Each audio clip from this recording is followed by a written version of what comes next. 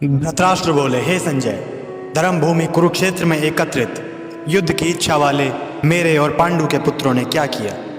संजय बोले, उस समय राजा दुर्योधन ने व्यूह रचना युक्त पांडवों की सेना को देखकर और द्रोणाचार्य के पास जाकर यह वचन कहा, हे आचार्य, आपके बुद्धिमान शिष्य द्रुपद पुत्र धृष्टद्युम्न द्वारा व्यूह रचनाकार खड़ी की हुई पांडु पुत्रों की इस बड़ी भारी सेना को देखिए। इस सेना में बड़े बड़े धनुषों वाले तथा युद्ध में भीम और अर्जुन के समान सूरवीर सात्यकी और विराट तथा महारथी राजा द्रुपद, दृष्टकेतु और चेकितान तथा बलवान काशीराज, पुरुजित, कुंती भोज और मनुष्यों में श्रेष्ठ सैव्य, पराक्रमी युद्धामन्यु तथा बलवान उत्तमोजा, सुभद्रा पुत्र अभिमन्यु एवं द्रौपदी के पांचों पुत्र, ये सभी महारथी हैं। हे ब्राह्मण श्रेष्ठ, अपने पक्ष में भी जो प्रधान हैं उनको आप समझ लीजिए।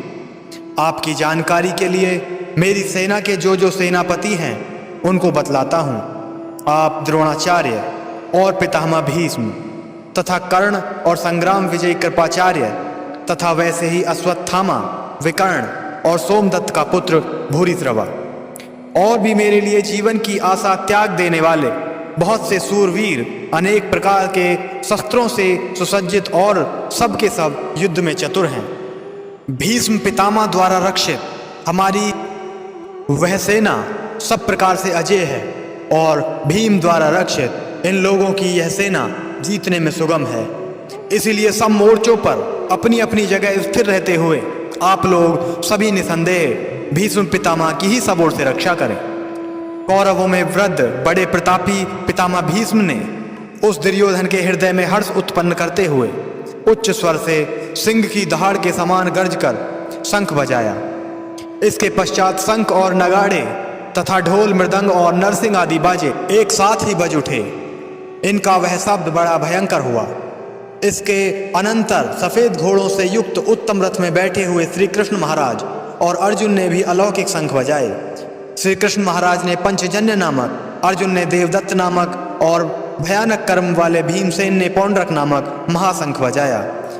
कुंती पुत्र राजा युधिष्ठिर ने अनंत विजय नामक और नकुल तथा सहदेव ने सुघोष और मणिपुष्पक नामक शंख बजाए।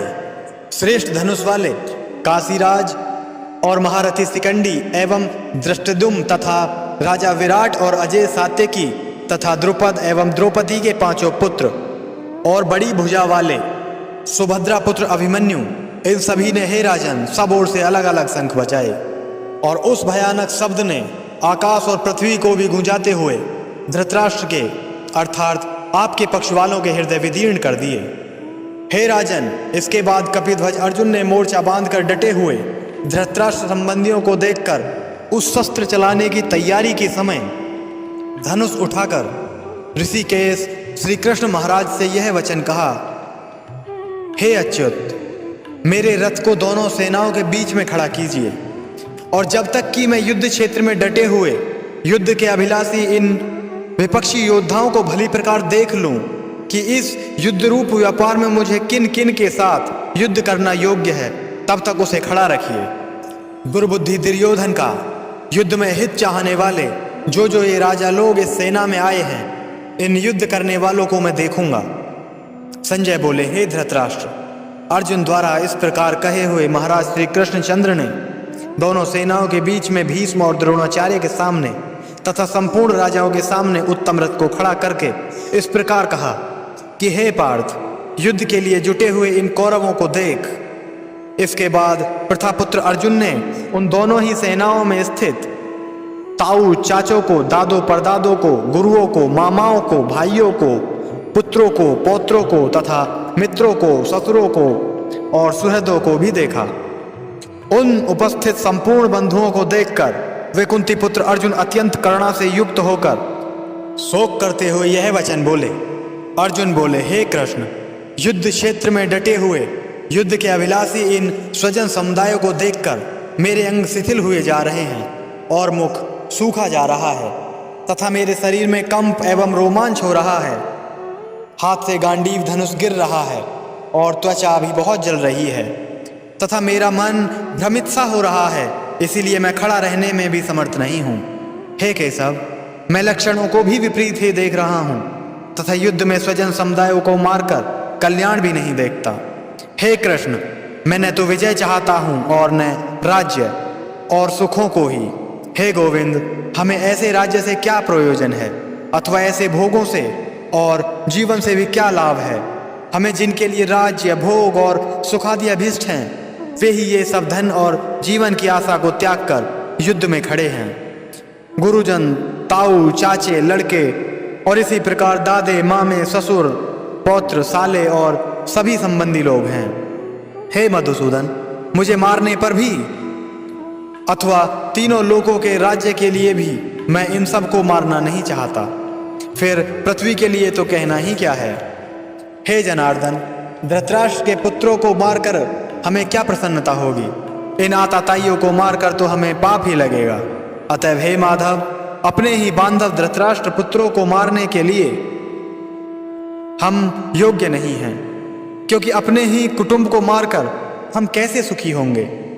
यद्यपि लोभ से भ्रष्ट चित्त हुए ये लोग कुल के नाश से उत्पन्न दोषों को और मित्रों से विरोध करने में पाप को भी नहीं देखते, तो भी हे जनार्दन, कुल के नाश से उत्पन्न दोषों को जानने वाले हम लोगों को इन पाप से हटने के लिए क्यों नहीं विचार करना चाहिए। कुल के नाश से सनातन कुल धर्म नष्ट हो जाते हैं। धर्म के नष्ट हो जाने पर संपूर्ण कुल में पाप भी बहुत फैल जाता है। हे कृष्ण, पाप के अधिक बढ़ जाने से कुल की स्त्रियां अत्यंत दूषित हो जाती हैं और हे वाष्णेय, स्त्रियों के दूषित हो जाने पर वर्ण संकर उत्पन्न होता है।